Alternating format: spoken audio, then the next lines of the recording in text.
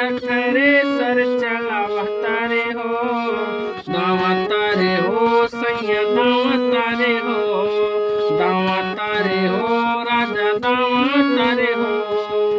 दहिया करत बाड़े चैत में नास हो, एको दिना नाही लेत बाड़े सांस हो।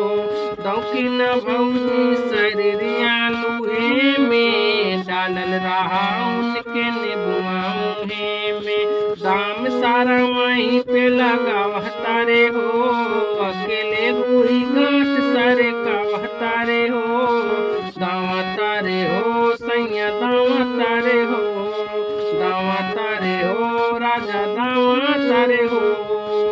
भूसा से बाल हमर हो जाता लाटा, महकाता देह खटा उस जैसे माथा। नैहर में राहल हो दूटो हसीना, ससुरा में सो खाई के पाड़ल पसीना। भार मुँह सोनर धरावता रे हो, आलोक बिना हाथ न बाँट